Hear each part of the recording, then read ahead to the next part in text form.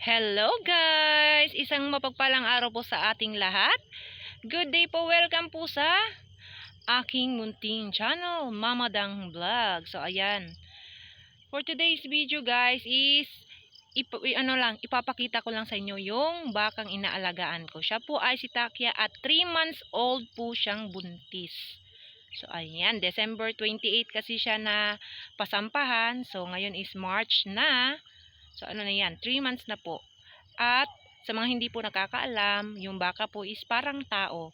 So 9 months po siyang magbubuntis po bago siya manganak. So ayan, may 6 months pa po akong, 5 months na lang mahigit yung aantayin ko.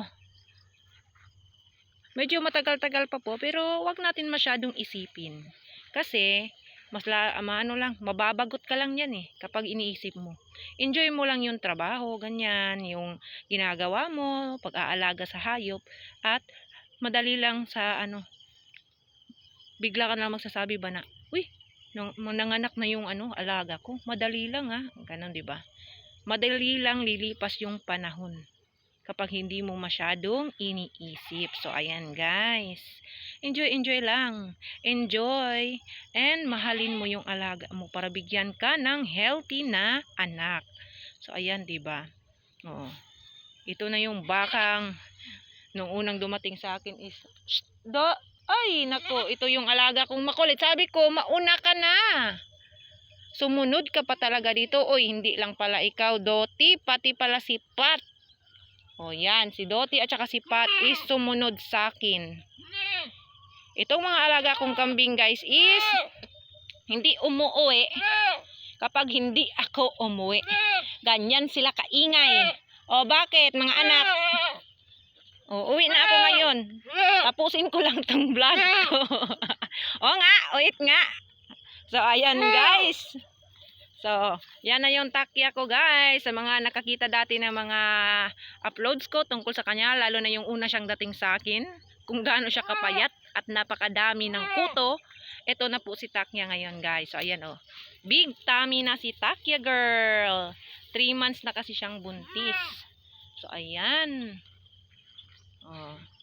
So, yan pala yung mga favorite foods nila. Kinakain. Carabao grass. At saka ito, mga muti-muti yung tawag dito sa amin. Yung mga gumagapang na damo. So, ayan yung mga favorite ni Takya at ng mga kambing ko, guys. So, ayan. At lalo na ito, punong kamanchilis. Favorite nila yung dahon niya, at saka yung mga batang sanga niyan.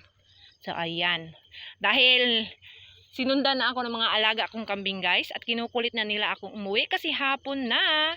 Hanggang dito na lang muna guys. So ayan, ingat po tayo palagi. God bless us all. Thank you so much sa lahat ng support nyo sa aking munting channel. God bless us all again guys. Bye bye. So ayan, babush na guys. Babush na dahil tatali ko na yung Takya girl ko. Magbababay na din ako sa kanya. So ayan, bye bye my dear Takya. Dito ko lang kasi yan iniiwan. So ayan guys, thank you again.